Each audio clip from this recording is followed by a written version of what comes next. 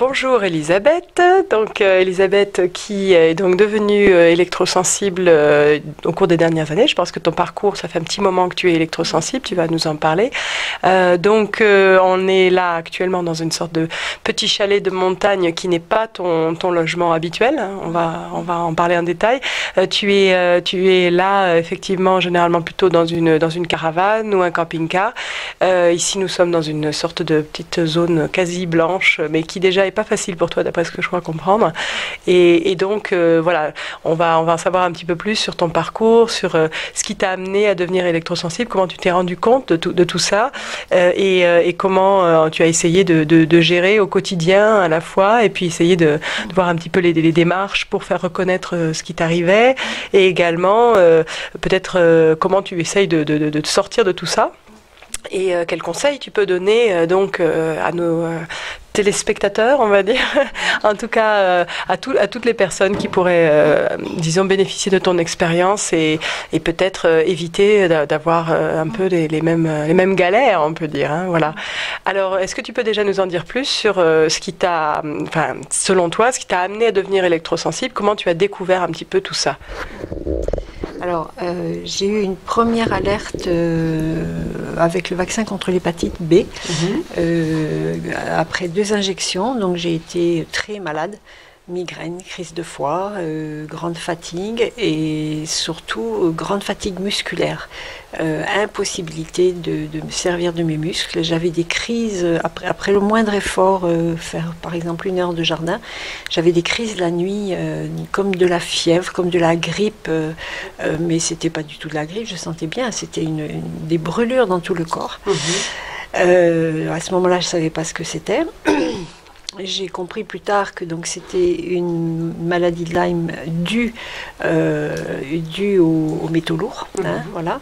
Donc j'avais eu piqûre de tic ou pas, peu importe, parce que c'est, enfin probablement, mais sans le savoir.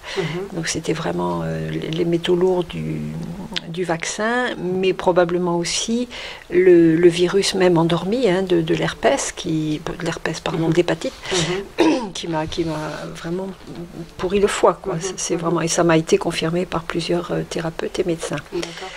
Pardon, excuse-moi, mais pourquoi est-ce que tu avais fait ce vaccin contre l'hépatite B? Parce que je travaillais avec des enfants handicapés, qu'on m'avait dit que c'était obligatoire, mais j'étais pas chaude du tout, hein, mais c'était une obligation, soi-disant, parce que visiblement, d'après mon médecin, j'aurais pu faire en sorte d'y échapper. Mais bon, c'est la complexité de la loi, quoi. D'accord. Parce que toi, ta profession, donc quelle était ta profession avant? Donc j'étais éducatrice, j'ai toujours travaillé comme éducatrice.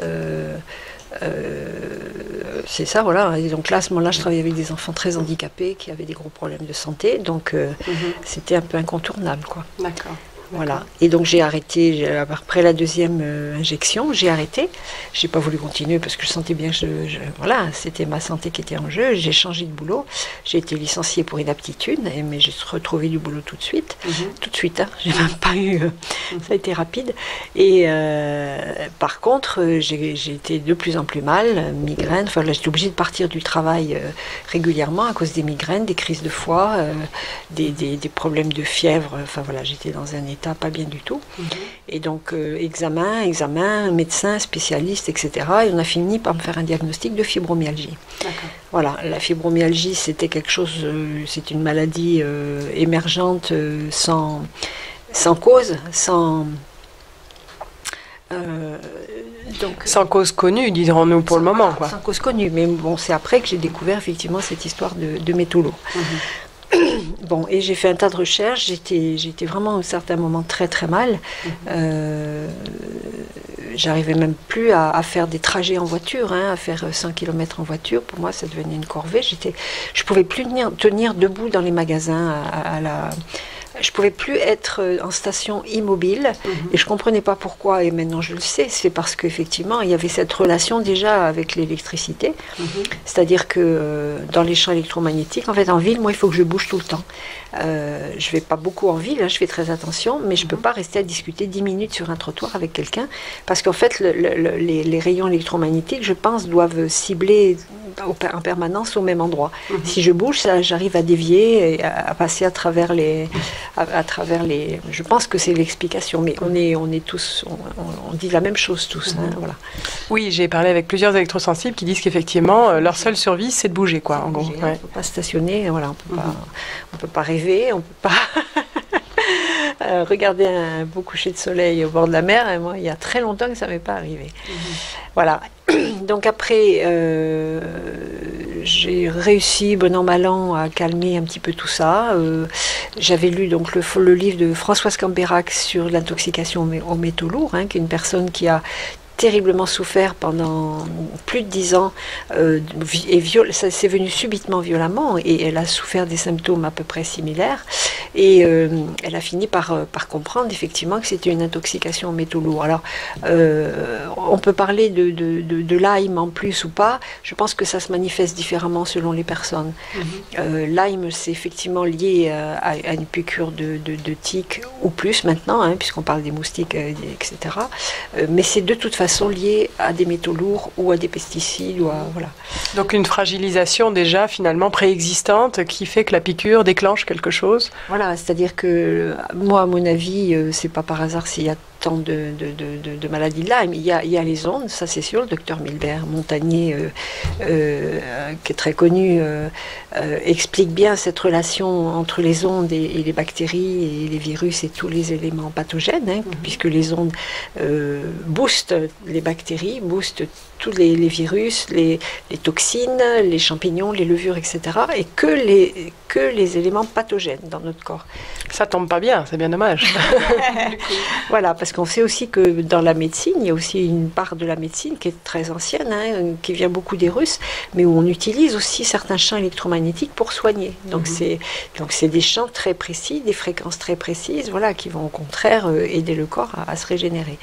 Alors que nous, dans notre cas, en tout cas, dans tout le monde, qu'il soit électrosensible ou pas, aujourd'hui, peut développer un tas de pathologies parce que, donc c'est une des raisons essentielles, et ça c'est prouvé, le professeur Montagnier, il a fait des dizaines d'expériences qui montrent effectivement les champs électromagnétiques boostent les bactéries, les virus, etc. Et donc je ne vais pas trop rentrer dans des détails précis, hein, on peut trouver, voilà.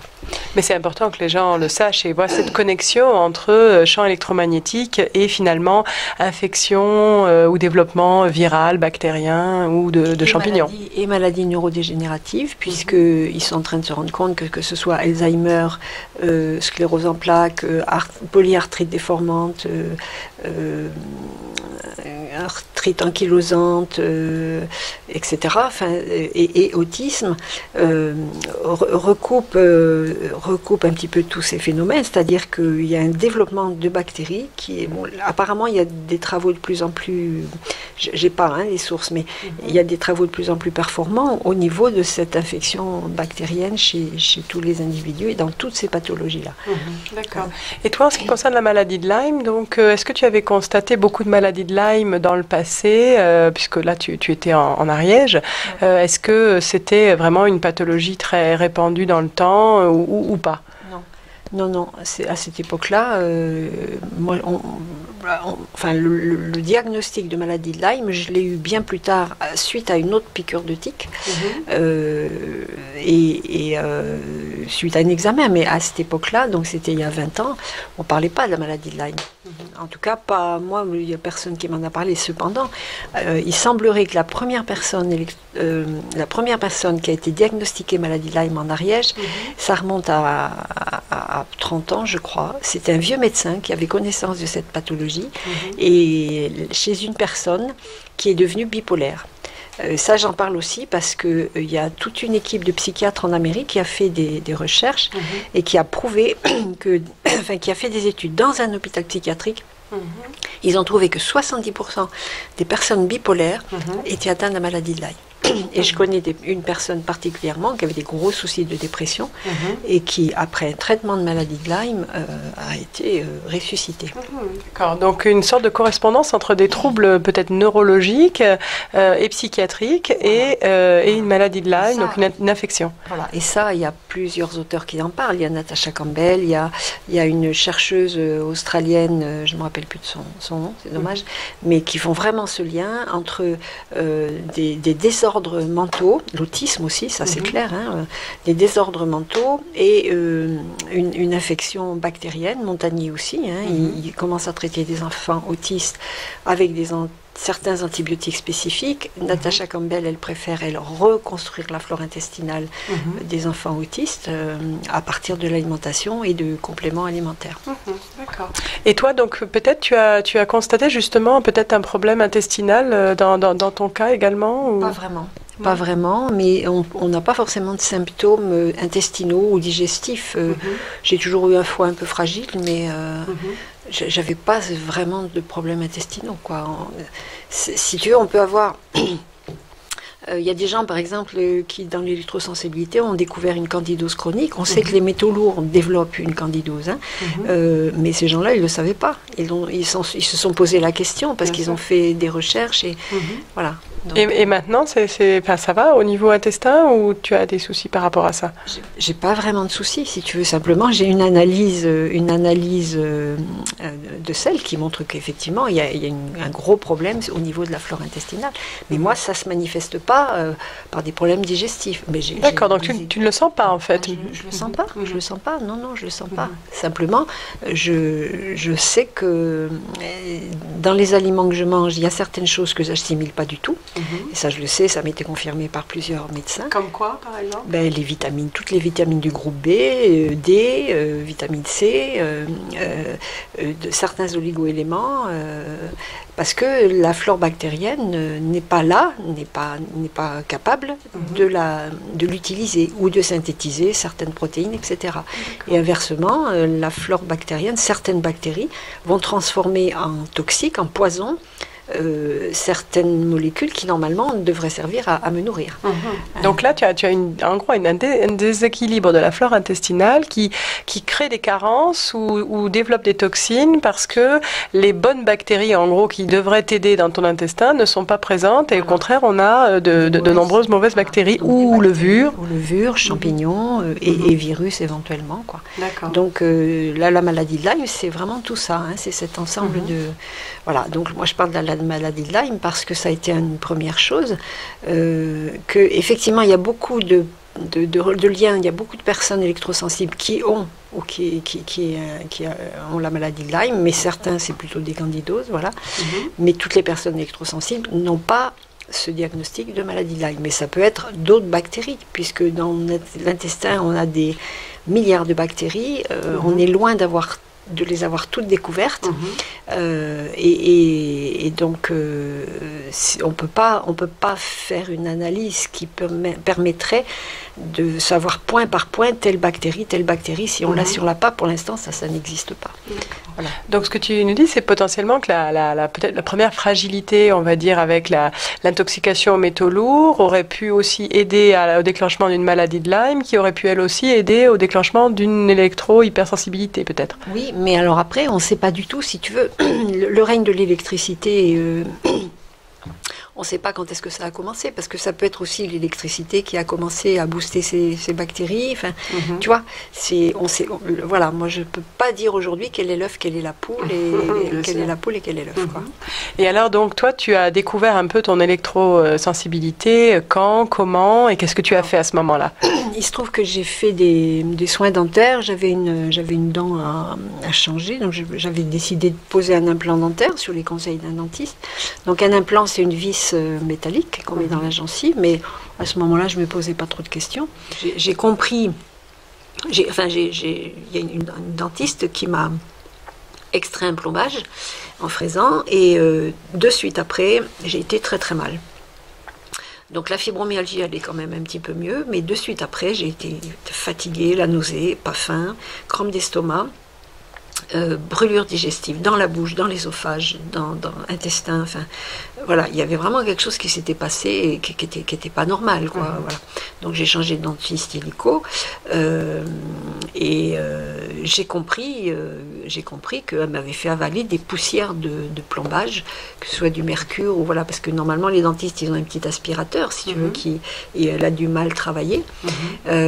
Donc maintenant effectivement il y a certains dentistes qui sont, donc ça je le dis parce parce que c'est important, qui sont formés à ça et qui prennent beaucoup de précautions, c'est-à-dire qui t'entourent complètement la bouche avec un truc de protection et qui font bien attention à bien aspirer les poussières de plombage, puisqu'il y a du mercure, il y a du plomb, il y a un tas de choses dedans. Et... Je crois même qu'il y a une histoire de masque sur le nez pour le patient, de masque aussi pour le praticien, exactement. Pour respirer les vapeurs de mercure, quoi. Ouais. C'est très toxique, quoi. C'est sûr que voilà, tous les dentistes ne sont pas encore convaincus de la chose. C'est quand même grave, mais bon. Ou formés pour extraire les amalgames de façon sécuritaire. Parce qu'eux aussi, ils sont vraiment en première loge et ils ont certainement des grosses vapeurs de mercure dans leur bureau. Qui m'a posé problème, qui a très mal travaillé, elle-même était fibromyalgique. Et il y a plein de dentistes, effectivement, qui ont ces symptômes de fibromyalgie. Eh oui. Alors donc, tu as eu ce problème suite à ça? Suite à ça, j'ai été piquée par un tic et j'ai eu effectivement une maladie Lyme qui s'est déclenchée. Donc moi je fais un lien direct parce que donc et mon électrosensibilité est venue quelques mois après. Donc vaccin contre l'hépatite B, charge en métaux lourds diverses, puis problèmes dentaires qui se sont ajoutés là-dessus avec peut-être des pratiques plus ou moins sécuritaires et encore une autre contamination peut-être aux métaux lourds supplémentaires avec le mercure, etc. Puis piqûre de tique qui du coup sur ce terrain fragilisé craque, en tout cas s'ensuit une maladie de Lyme pour toi. Voilà. D'accord. En sachant que pour moi j'ai la conviction, donc ça c'est moi qui le dis, je l'ai pas lu, mais que à chaque fois qu'on a un toxique dans le corps, que ce soit un métal lourd, que ce soit un produit chimique, un pesticide ou je sais pas quoi, il se développe naturellement une bactérie et certainement tout un ensemble de bactéries associées à des champignons, parasites, etc. Pour en fait, c'est un milieu, c'est comme un biotope. Voilà, donc moi je dis souvent, quand on regarde bien dans la nature, sur une roche calcaire, va pas se développer la même mousse ou les mêmes champignons que sur un granit ou voilà. De même, quand on laisse un déchet dans la nature, il va se développer certains éléments, champignons, etc., des éléments primitifs en fait, qui sont spécifiques de cette matière-là. Donc j'en suis persuadée. Enfin, voilà. Et donc pour moi, la maladie de Lyme, elle se développe non pas seulement parce que le système immunitaire est affaibli à cause des métaux lourds, mais parce que le corps, c'est la solution que le corps trouve pour dégrader ces métaux lourds. Ça, c'est voilà. Intéressant, voilà, d'accord. Donc ça, je ne l'ai pas lu, c'est moi, c'est une conviction, quoi. En sachant que voilà, il y a des découvertes, des recherches qui montrent qu'effectivement, on peut récupérer des métaux avec des bactéries, certaines bactéries spécifiques qui vont ioniser les métaux, c'est-à-dire les transformer en ions. Donc elles vont les électriser. Donc quand moi j'ai lu ça, je me suis dit, oui, si elles les électrisent, donc ça veut dire que nous, on a des métaux dans le corps qui se transforment en particules électriques, donc on devient comme des piles. Et on dit, nous, enfin on se sent comme des piles, on capte tout, on est des véritables capteurs de champs électriques, quoi.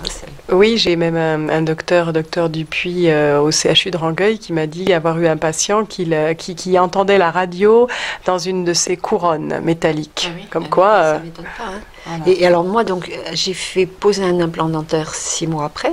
Après donc ces soins, une fois que tout a été calmé, et là ça a été terrible. C'est-à-dire que dès que j'ai eu, alors il se trouve que c'est au même moment où s'est installée une antenne WiMAX en face de chez moi, qui captait très loin, qui portait très loin, puisque elle était censée porter à 50 km et moi il était à peu près à 10 km avec l'oiseau, à vol d'oiseau. J'avais un gros réseau de fils électriques autour de ma maison. Et puis je me suis beaucoup servi de mon téléphone portable pendant 2-3 mois parce qu'on était en panne de téléphone fixe que France Télécom ne venait pas réparer. Voilà, donc ça c'était voilà. Alors donc, je répète, 1, vaccination hépatite B avec la charge métallique des adjuvants vaccinaux. La 2, charge sur le foie aussi, la charge du sur le foie. virus, que j'avais pas forcément besoin d'un virus, même s'il était endormi. Hein. Exactement, donc ça a peut-être aussi contribué. Ensuite, il y a eu les problèmes dentaires qui sont venus se greffer là-dessus, la maladie de Lyme, et ensuite des problèmes d'antenne WiMAX, exposition aux ondes des champs électromagnétiques, donc aux champs électromagnétiques à travers un réseau électrique, un transformateur, j'ai cru comprendre, qui était... Plusieurs transformateurs, des petits transfos autour de chez moi, plusieurs lignes électriques, et puis le téléphone portable à la maison. J'accueillais des enfants, à ce moment-là j'étais famille d'accueil parce que ça me permettait de me reposer. La fibromyalgie, j'avais du mal à travailler. Donc les enfants, ils avaient des portables, même si moi je leur demandais de les laisser dans un coin, mais bon, c'était difficile de leur confisquer. Ils étaient grands, des ados. Hein. Et puis j'avais 2 DECT, je ne savais pas moi à ce moment-là. Hein. Donc des téléphones sans fil maison, voilà, d'accord. Voilà. C'était le début, on nous disait bien que les portables, c'était pas bon, que voilà. Mais c'était le début, c'était donc en 2009, 2010. Donc la cerise sur le gâteau, ça a été une exposition alors, aux champs électromagnétiques basse fréquence avec les lignes électriques et les transformateurs autour de chez toi, et exposition au micro-ondes à travers le portable que tu avais, celui des enfants que tu gardais, également donc l'antenne relais WiMAX en face, et les téléphones de CT qui ont fonctionné longtemps jusqu'à ce qu'il y ait cette panne, comme tu disais, là pendant quelques mois, où là ça a été le portable à haute dose. Et là ça a été la goutte d'eau, quoi, en gros. Ça a été la goutte d'eau, donc avec l'implant voilà, qui servait d'antenne. C'est-à-dire que dès que je téléphonais, du côté gauche, puisque j'avais l'implant du côté gauche, je voyais un flash dans mes yeux, comme un flash d'appareil photo. Donc dès que je tournais le regard comme ça faisait un flash. Voilà. Donc je me disais, bon, c'est le nerf optique qui est trop excité, il y a un truc que je ne comprenais pas. Et avec une douleur très vive dans l'oreille, que j'ai toujours maintenant, même sans portable. Je veux dire, quand je m'expose à n'importe...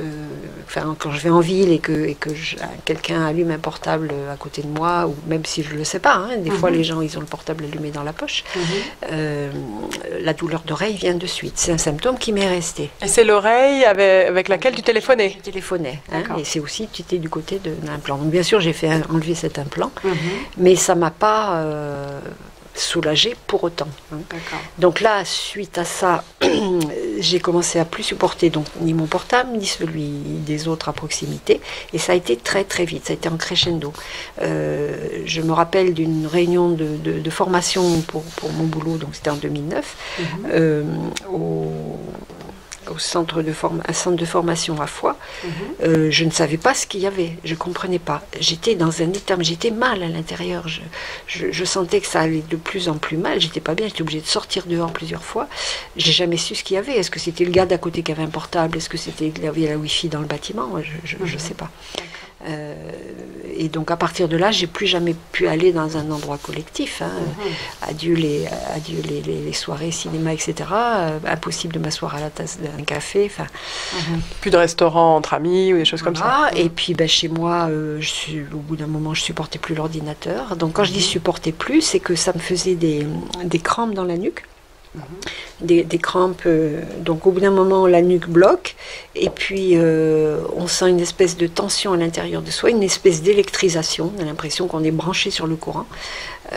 Au début c'est un peu comme quand on touche un appareil à la masse, hein, qui est pas bien à la terre, et puis après c'est insupportable, c'est-à-dire qu'on brûle de l'intérieur, quoi. On sent que vraiment, donc il n'y a qu'une solution, c'est de tout supprimer.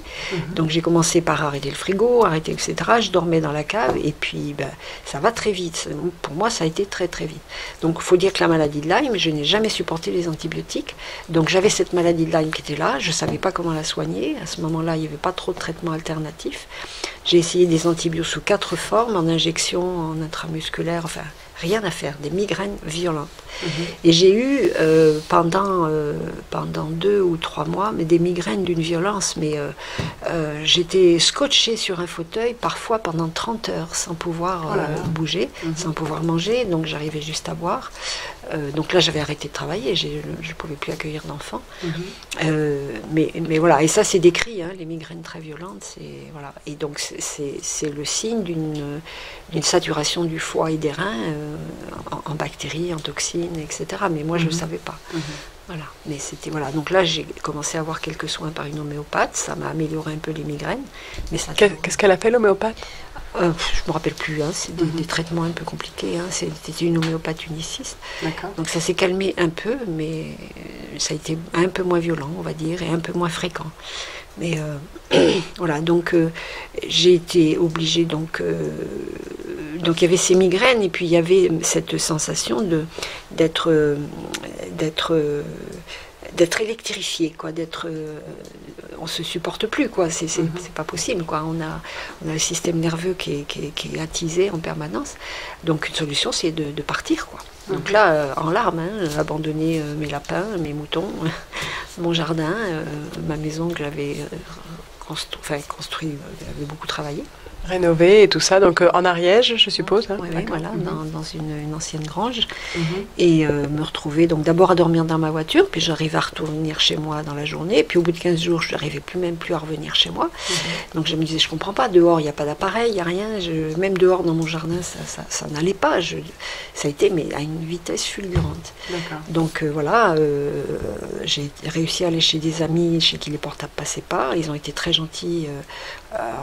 Voilà, ils m'ont accueilli d'abord chez eux, ensuite j'ai trouvé une caravane, ensuite bon, je me suis rendu compte, c'était compliqué parce que c'était gênant au niveau des gens qui venaient chez eux, il fallait que les gens éteignent les portables, même si ça captait pas, mais voilà. Et puis moi, au bout d'un moment, j'ai commencé à avoir des symptômes de plus en plus graves, le cœur qui me réveillait la nuit, qui tapait comme un fou. Donc c'était pas de la tachycardie, c'est une augmentation de la sensation de battement du cœur. Ah bon. Et donc avec, au bout d'un moment, la respiration bloquée. Donc je me réveillais, voilà, j'étais obligée d'aller marcher dehors dans la nuit pour reprendre ma respiration, parce que donc une oppression respiratoire en fait. Hein, oui. Voilà, donc j'ai commencé divers soins, diverses recherches. Donc là, je vais pas, voilà, j'arrivais pas à trouver comment me soigner, y compris la maladie de Lyme, des huiles essentielles, choses comme ça. Mais et là, tu vivais toujours chez ces amis-là? Voilà, et puis je me suis déplacée.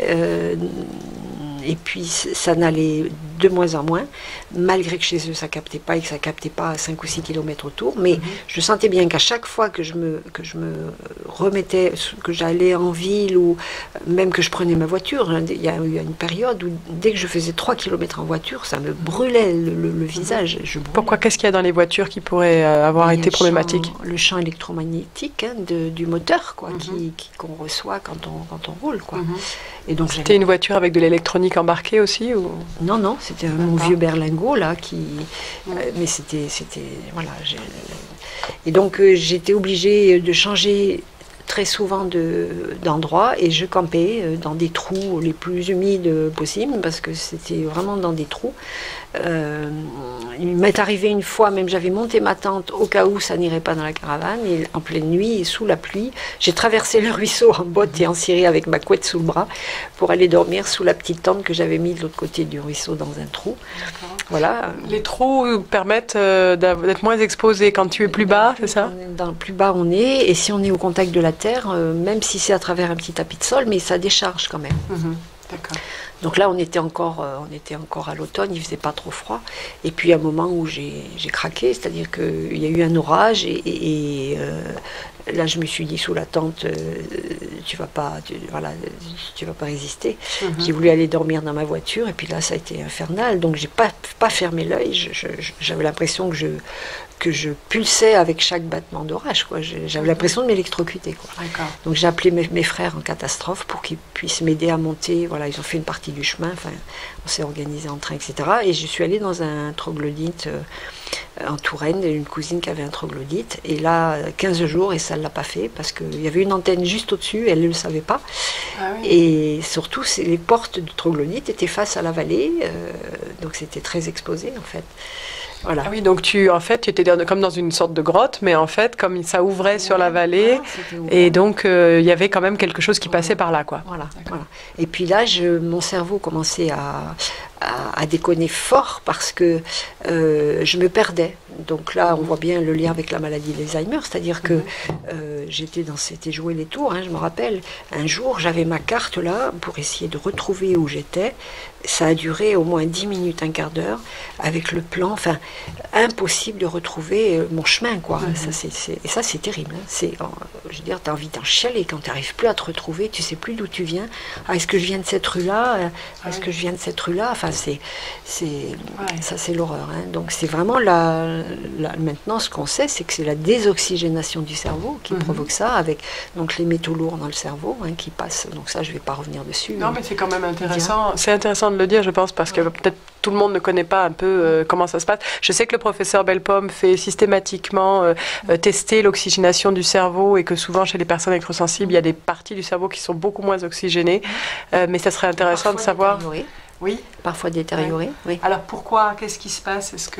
Donc il semblerait qu'il y a donc ce qu'on appelle rupture de la barrière hémato-encéphalique, c'est-à-dire que il y a une protection naturelle qui fait que le sang qui va dans le cerveau, les toxines ou les métaux lourds qui sont dans le sang ne peuvent pas normalement passer dans le cerveau. Or là, les ondes, le problème c'est que ça perfore cette barrière. Donc après dans les détails, voilà, et que du coup, toutes les saloperies peuvent passer dans le cerveau. Donc il y a ce phénomène d'intoxication du cerveau qui est très lié à l'intoxication des intestins, puisque la barrière intestinale fonctionne avec la barrière hémato-encéphalique. L'intestin-cerveau, enfin le lien intestin-cerveau est maintenant de plus en plus prouvé par de nombreux chercheurs. D'où le livre Le deuxième cerveau, c'est ça? Voilà, le deuxième cerveau.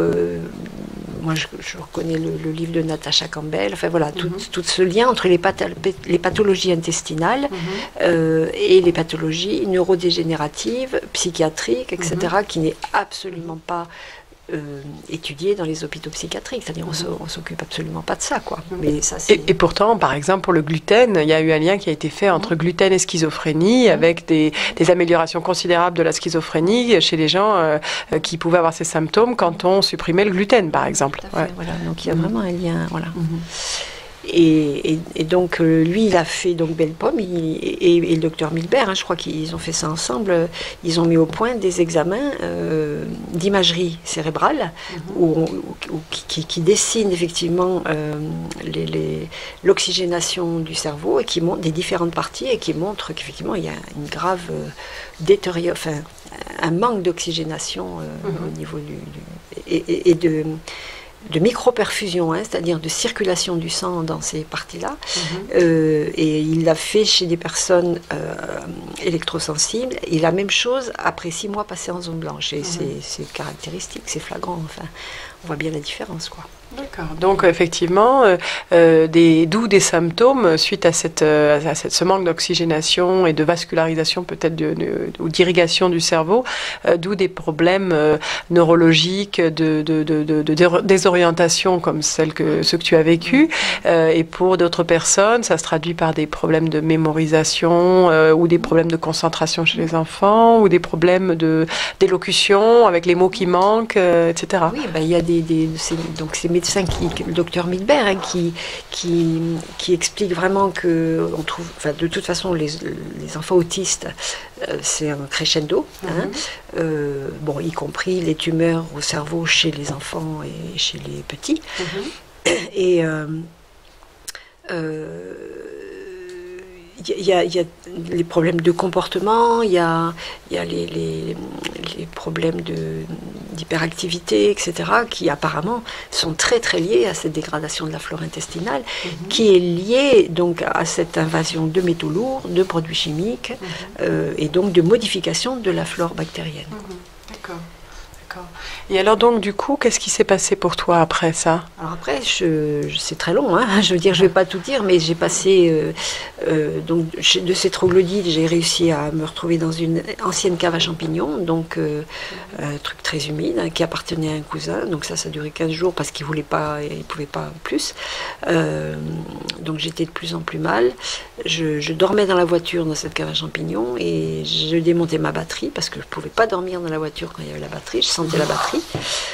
C'était très humide. Enfin voilà, j'allais de plus en plus mal. Et puis j'ai essayé d'aller me soigner à la clinique Breakspear en Angleterre, qui commençait à soigner des personnes électrosensibles, mais particulièrement des allergies. Et il y avait une relation, puisque allergie, c'est flore intestinale, hein, forcément aussi. La flore intestinale est vraiment responsable de beaucoup de maladies, hein, de plus en plus. Voilà. Je suis pas chercheur, je suis pas médecin, mais j'ai lu beaucoup de choses. Et, voilà.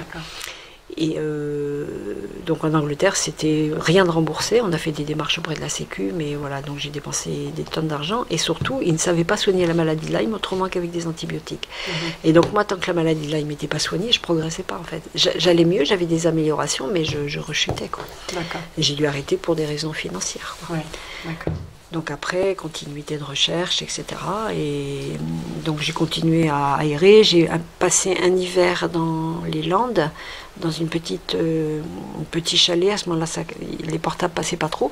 On avait complètement blindé avec mon frère. On avait mis une couche d'alu sur le toit, un grillage sur tous les murs de la chambre avec du tissu spécial anti-ondes. Et j'arrivais à peu près à dormir. J'avais trouvé une acupunctrice qui m'aidait à me remonter chaque semaine. J'y allais toutes les semaines, donc pas remboursé, c'est toujours pareil. Mais elle m'a vraiment, elle m'a dit, et il y a 2 personnes qui m'ont dit, mais vous êtes comme une personne en état de cancer avancé.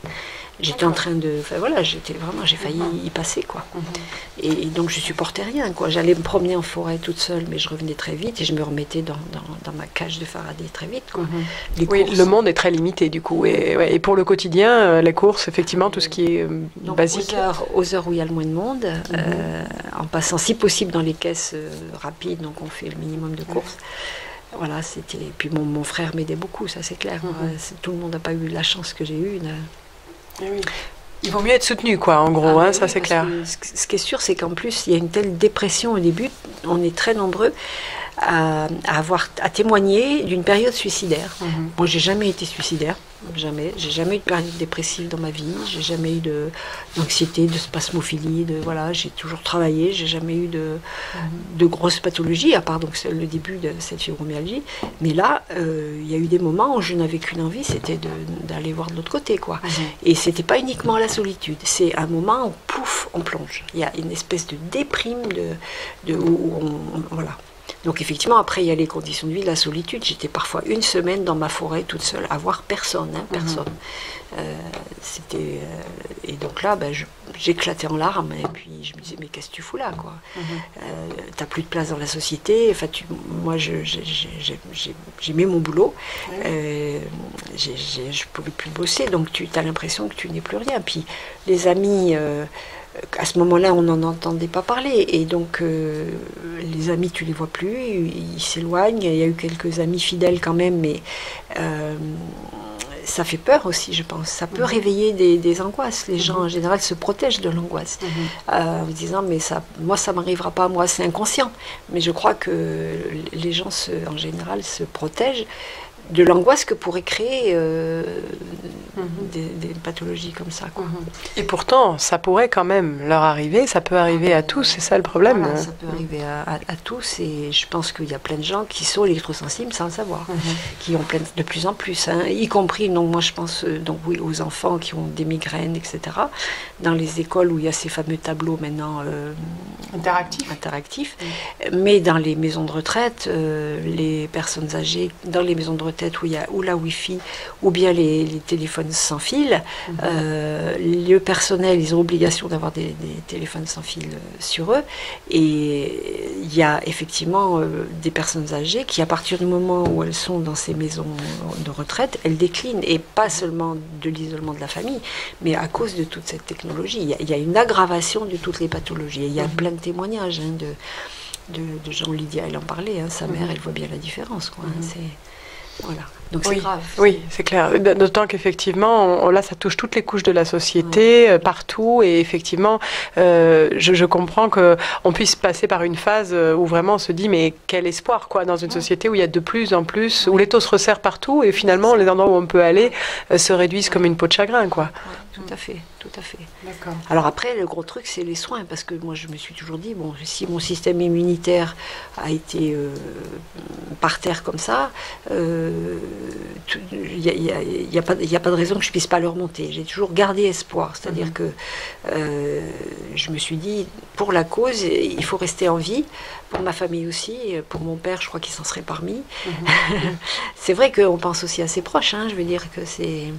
Et puis ça a mis du temps, hein. Certains de mes frères et sœurs ont mis du temps à me comprendre. J'ai eu des discussions parfois houleuses, hein, avec certains, mais maintenant ils ont compris que c'était, voilà, il n'y en a aucun qui remet en doute, parce qu'ils m'ont toujours vu travailler, être en bonne santé, faire mon jardin, retaper ma maison. Enfin, ils ont bien vu que j'étais pas quelqu'un de fragile, quoi.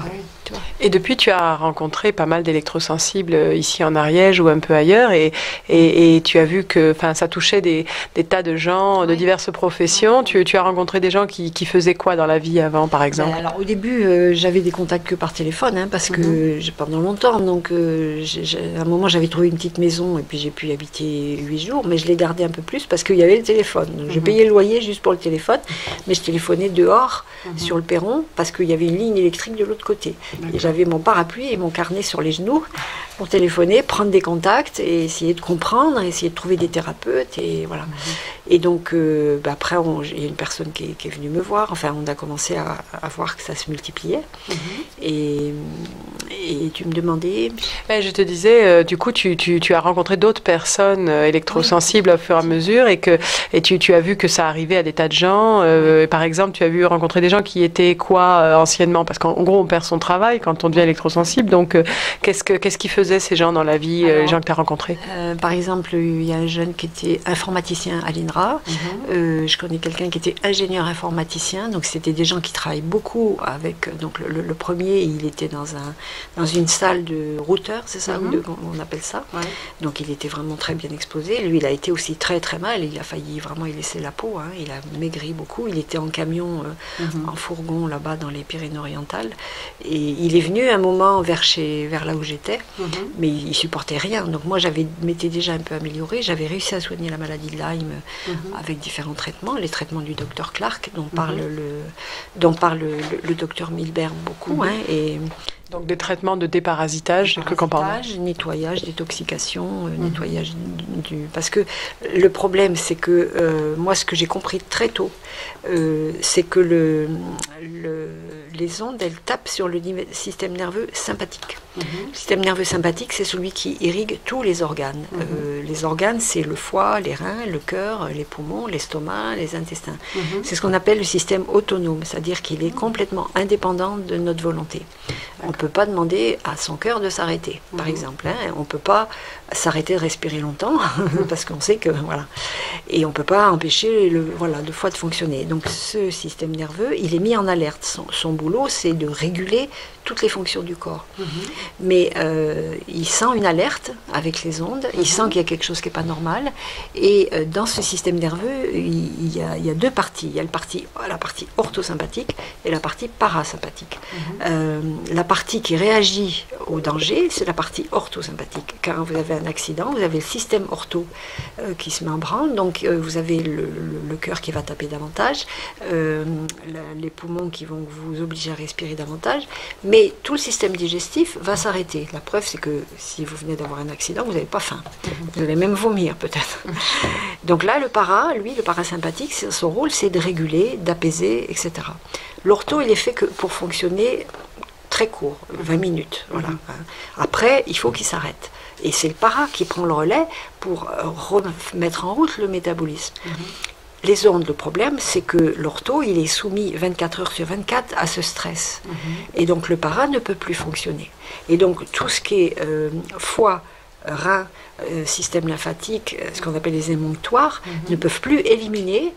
Voilà. Et moi, quand je suis dans un endroit où il y a des ondes et que ça ne va pas, je sens très rapidement, donc d'abord le cœur qui tape, donc c'est l'ortho, voilà, et ça c'est clair, enfin moi j'ai compris ça très très tôt, et tout de suite après, je sens une lourdeur au niveau du foie, au niveau du rein droit, parce que j'ai une petite faiblesse rein droit, et ça bloque. Et là, le lendemain, migraine.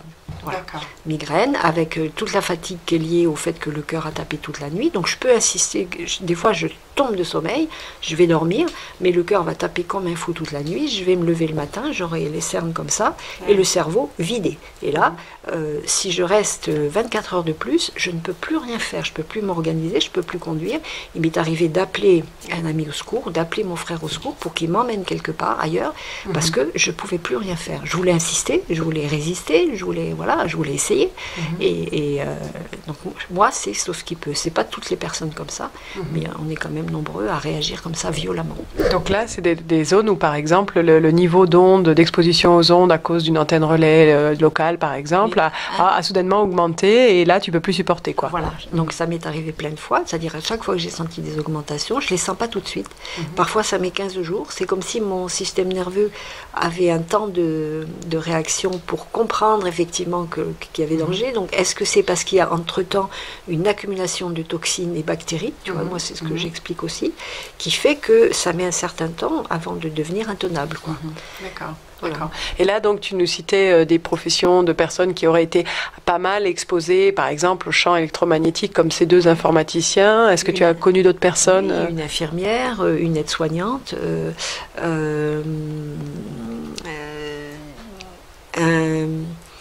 des institutrices, une personne qui est guide de moyenne montagne, en Ariège aussi, une autre infirmière, une informaticienne, qu'est-ce qu'il y a comme toutes les une architecte, souvent des gens qui bossent avec des portables ou avec des ordinateurs et qui sont voilà. La police, France Télécom connaissent très bien. Ah oui. Très bien ça, et quand on leur en parle, ils rigolent pas, hein, et ils nous croient. La police, les gendarmes, moi j'ai jamais eu de problème avec eux. Ils m'ont jamais pris pour une folle, et je vois bien que dans leurs yeux, ils savent de quoi il s'agit. Et ils ont des gros appareils. Hein, oui. Est-ce que tu as noté, avec les personnes donc, que tu as rencontrées, qui sont devenues électrosensibles, est-ce que tu as noté certains points communs, certains recoupements d'histoires, de parcours qui auraient pu amener justement à cette électrosensibilité? Alors, on fait tous un travail de détoxification des métaux lourds. Donc là, on a fait des analyses. Hein. Moi, j'ai fait des analyses en Angleterre, d'ailleurs. Hein. Le docteur Monroe, donc de la clinique Breakspire, elle s'est vraiment rendu compte de ce problème de relation entre les métaux lourds et les champs électromagnétiques. Donc... Ta question, c'était... Voilà, ma question, c'était donc, est-ce qu'il y avait un point commun dans les différentes personnes que tu as rencontrées qui sont devenues électrosensibles, un point commun sur leur parcours, quelque chose qui pourrait se recouper dans ce qui a amené à l'électrosensibilité? Alors, tu nous parlais des métaux lourds. Des soins dentaires, effectivement, des gens qui ont eu les mêmes symptômes que moi. Des implants. Le docteur Diozet travaille beaucoup sur le problème des interférences entre les métaux et certains matériaux, certains habits, certains matériaux synthétiques. Donc il est dentiste à Toulouse, mais il a étudié, il donne des conférences et il a écrit plusieurs livres sur les matières parasites en bouche qui peuvent justement avoir un impact sur la santé, mais effectivement il va au-delà les impacts négatifs de sortes d'interactions négatives entre différentes personnes et par exemple des habits, des lunettes, des étiquettes, de tout quoi finalement. Des bijoux, etc. Il explique, et ça il n'y a pas que lui qui l'explique, c'est qu'on sait maintenant que toute matière minérale ou organique, hein, pas que la matière vivante, vibre et a une vibration, une fréquence qui lui est spécifique en principe. Donc c'est un monde vaste parce que effectivement tous les métaux qu'on a en nous, que ce soit ceux qu'on a inhalés, avalés ou ceux qui sont dans notre bouche, réagissent avec d'autres matériaux, avec les ondes, avec plein de choses, quoi. Et donc, il y a certaines incompatibilités entre certains matériaux, les vibrations émises par certains matériaux et telle ou telle personne, et peut-être les vibrations personnelles de ces personnes. Oui, tout à fait. D'accord. Tout à fait. Et donc, il parle de la biocompatibilité, hein, et lui, il teste avec des tests musculaires, apparemment, pour savoir quels sont les produits qu'on peut nous mettre dans la bouche pour réparer les dents, qui nous conviennent. Et il y a il n'est pas tout seul maintenant. Il y a de plus en plus de médecins qui s'intéressent à ça.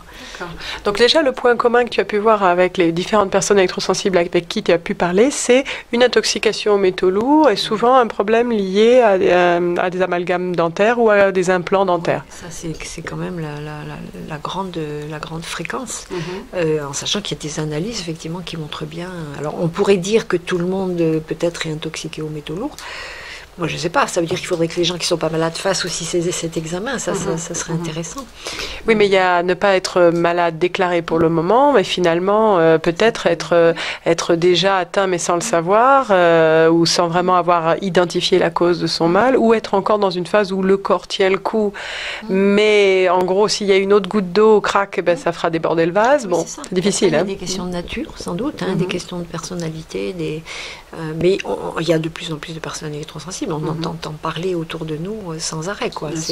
Donc pas au point de moi de me retrouver comme ça à vivre dans la forêt, mais des gens qui supportent plus leur portable, des gens qui déclenchent des docteurs Milbert. Elle parle d'une personne qui travaillait dans un bureau avec la borne Wi-Fi juste derrière elle, qui a développé des saignements de nez, des maladies intestinales, des choses graves. Enfin, elle s'est retrouvée à l'hôpital.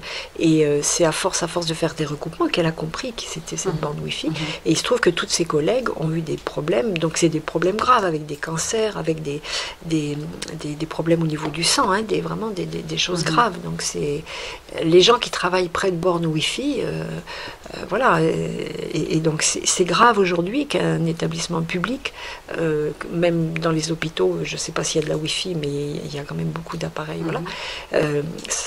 Moi, ce que j'espère, et je pense qu'avant 10 ans, ça va être interdit dans les lieux publics, c'est évident. Je l'espère, parce qu'actuellement, ne serait-ce que dans les parcs pour enfants, par exemple, on fait ce genre on met Wi-Fi disponible, par exemple. On a également, par exemple, dans les postes, dans la majorité des lieux publics, même dans les offices du tourisme, on voit ce genre de choses. Donc, ça veut dire que vous avez les mairies. Donc, déjà, pour les personnes qui sont sensibles, eh bien, ça veut dire qu'il y a des lieux qui deviennent finalement hors limite.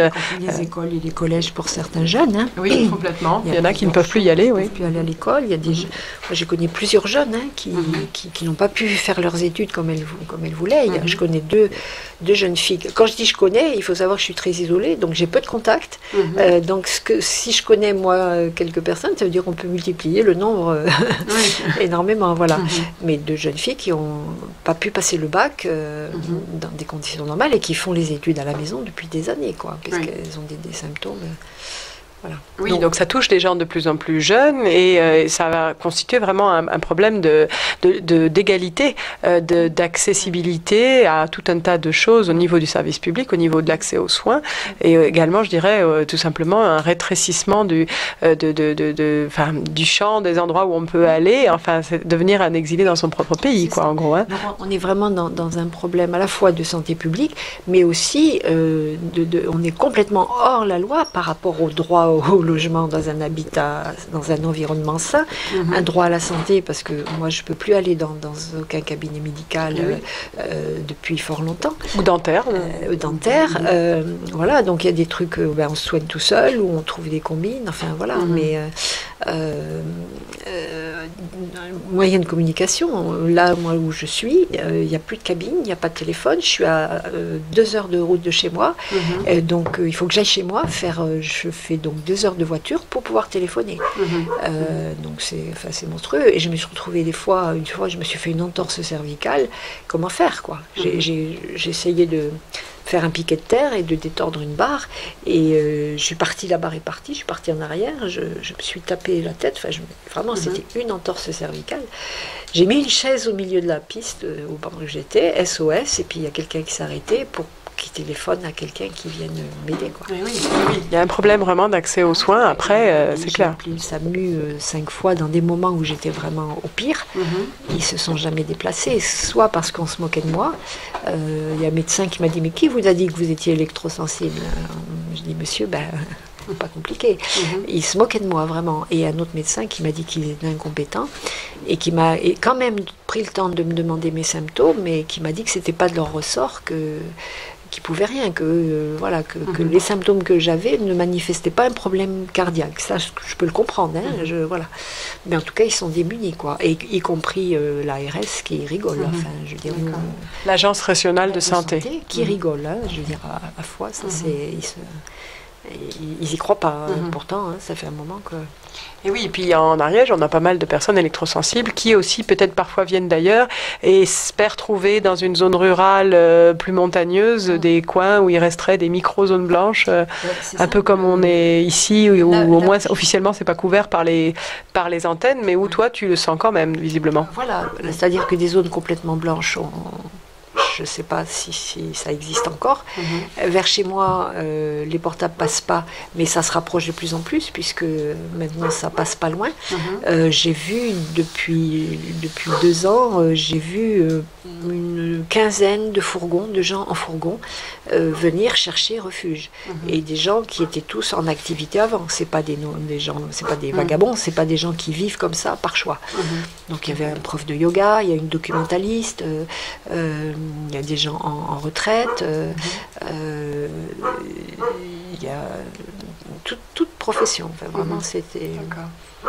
Et donc, du coup, en fait, tu peux attester toi-même, malgré ton isolement relatif, que c'est un problème qui se développe, qui touche toutes les couches de la population, des professions de personnes, on va dire, tout à fait bien intégrées socialement, mais qui se retrouvent reclus quelque part. Donc, tu es dans une situation où, en gros, tu espères pouvoir résoudre tes problèmes de santé, tu espères pouvoir contribuer à la création d'une zone blanche pas très loin de l'endroit où est ta maison, je crois comprendre, autour de l'endroit où est ta maison, qui puisse t'aider toi et aider d'autres personnes éventuellement.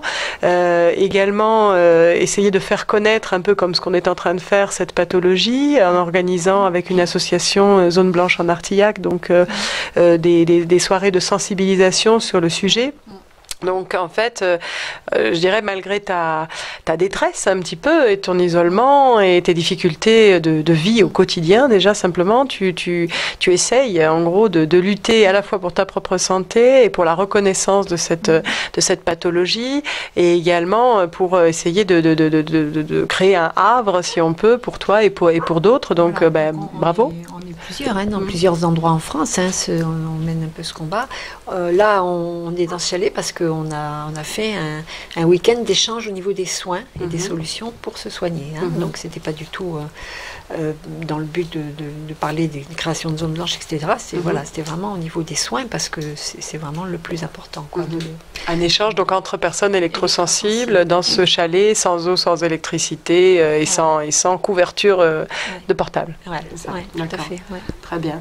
Donc une bonne initiative à encourager, hein, peut-être, à essayer de multiplier ailleurs en France s'il y a d'autres associations qui souhaiteraient éventuellement vous contacter. Est-ce que il y aurait une adresse mail qui pourrait éventuellement servir de relais, où il y a des personnes qui pourraient ailleurs, si elles ont aussi créé une association de ce type, ou si elles souhaitent rejoindre votre association Zone Blanche en Artillac, est-ce que tu pourrais nous donner une adresse mail pour qu'elles écrivent? Est-ce que j'ai de tête association... Alors attends, c'est... Ah non, je l'ai pas de tête. Tu la connais pas, d'accord. Pas de tête, mais on communique entre nous. Hein, d'accord, oui, mais ça serait bien pour voir si jamais ça se diffuse. Voilà. Mais je pense que quand on tape sur Internet association Zone Blanche en Artillac... D'accord, donc... Association Zone Blanche en Vallée de l'Artillac sur Internet et on trouvera les coordonnées. Quoi. D'accord. Ok. Bon, sinon, on peut toujours nous les demander. Donc, Maud Bigan, vous pouvez écrire à Radio Transparence aussi. Donc, vous demandez Maud Bigan de l'émission Touche pas à mon compteur et on vous donnera les coordonnées si jamais vous ne les avez pas trouvées. Voilà. Bon. En précisant que tu dis ça parce qu'effectivement, il y a de plus en plus de personnes qui sont devenues subitement électrosensibles suite à la pose du compteur Linky chez eux. Exactement. Et qui ont dû partir de chez eux subitement. Et moi j'ai eu au téléphone une personne de Lyon qui était en pleurs, qui m'a appelé en me disant voilà, je me demande si je suis pas électrosensible, je comprends pas ce qui m'arrive, je sais pas où aller, j'ai pas de voiture, je suis au RSA. Et je lui ai posé la question, je savais qu'à Lyon ça avait été un endroit où les premiers compteurs avaient été posés. Je lui ai demandé mais est-ce qu'on vous a pas changé votre compteur? Elle me dit dit si, ben, j'ai dit il est comment, elle me l'a décrit, ben, j'ai dit voilà, cherchez pas. Et ça a été subite, ça faisait 15 jours, elle était en larmes, elle savait plus quoi faire de sa peau. Et nous, donc, qui formons partie d'un collectif en contact avec beaucoup d'autres collectifs en France, nous sommes effectivement exposés à des témoignages divers et variés de personnes qui sont parfois immédiatement affectées. Et c'est d'ailleurs, je dirais, disons, les moments les plus emblématiques de la difficulté de survie avec ce compteur, parce que le problème, c'est que son effet affaiblissant ne sera pas facile à mettre en lumière si ça se concrétise 6 mois plus tard, par exemple, alors que chez les personnes qui ne le supportent immédiatement pas, le lien est facile à faire. C'est évident et c'est prouvable, quoi. Donc c'est beaucoup plus facile, on va dire. Hein. Voilà. Et encore une autre couche, on va dire, d'exposition aux champs et ondes électromagnétiques. Les taux se resserrent. Effectivement, il serait temps que une grande partie des gens en prennent conscience pour s'en protéger, mais aussi pour alerter les pouvoirs publics pour que, voilà, on arrête d'empiler couche sur couche d'exposition, parce qu'au bout d'un moment, il y a de plus en plus de personnes qui craquent, quoi. Hein, c'est clair. Voilà. Donc, merci de ce témoignage, Elisabeth. Merci beaucoup. Et puis, merci. Bon courage dans ton combat, hein, donc pour la suite. Et puis, voilà, bravo pour tout ce que tu fais aussi, pour essayer d'animer un petit peu localement, malgré les difficultés, une association qui essaye de faire avancer les choses dans le bon sens.